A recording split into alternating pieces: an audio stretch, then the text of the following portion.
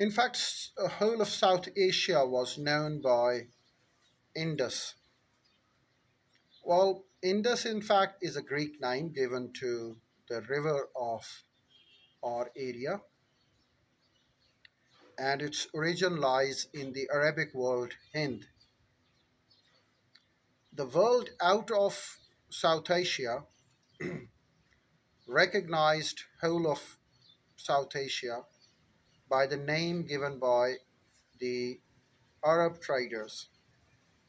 The Arab sea traders called this area Hind, and Hind is an Arab name, Al Hind.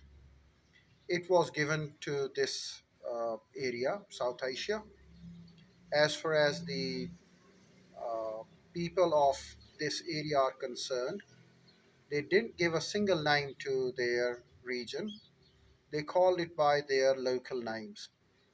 So no comprehensive single name was given to the country themselves, and a name was given to them by the Arabs, the Arab merchants who visited this area, who visited the coastal area, and they called this area by the name Al Hind. So Hind was given, and then they also knew about the great river that flew uh, across the area.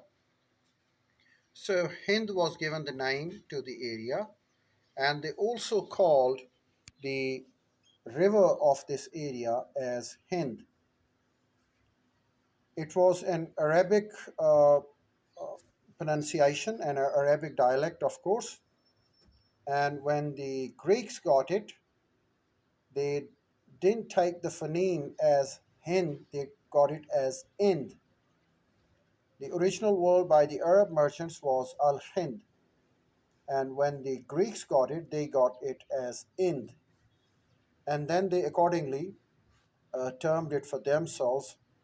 So the Arabs called it Al Hind, Hind, and when the Greeks got it, they got it as Hind, and then, in fact, rebaptized it according to their own phonology.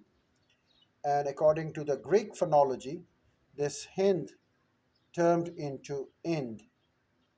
And as it is one of the phonological arrangement of the Greek language, they turned Ind into India.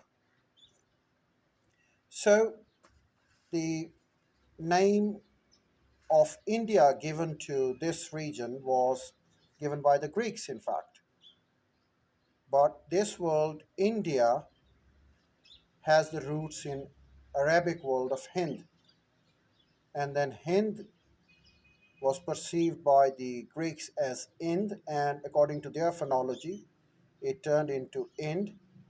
And then, well, we see that talk about the British when they came to our part of the world, they had a tendency of providing a as a suffix. Well, our name is uh, Gautam Buddh, but what they do, they provide an a as a suffix. They provide it as Gautama Buddha. The original is in Gautam Buddha, but they pronounce it as Gautama Buddha. Well, our name is Ashok, but they pronounce it Ashoka. Our name is Ind, but they pronounce it India. So when the British arrived, they had a tendency of putting an A as a suffix in all of our names, in all of our titles. Well, the real world is Ved, not Veda. That's what the British have done. The real world is not yoga, the real world is yog, but they have pronounced it yoga. So the real world is Ved, but they pronounce it as Veda.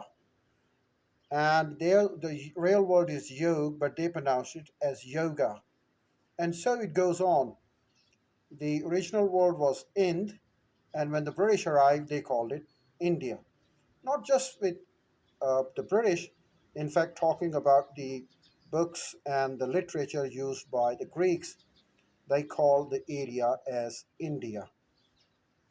And India emerged, and their river was known as Ind, and it was rebaptized as Indus.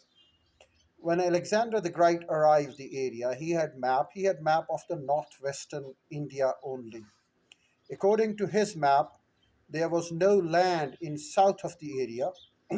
He considered the northwestern India to be the only India. He had no knowledge of the southern India, and when Chandragupta Maurya, what they call Chandragupta Maurya, invited him to wage a war against the Nanda kingdom, uh, Alexander was not convinced for it because Nanda kingdom in the southern part of India was not there in their maps, and they left. And they were in fact defeated by Chandragupta Maurya later. The original name is Chandragupta Maurya. I'll tell you more about the same in my next videos.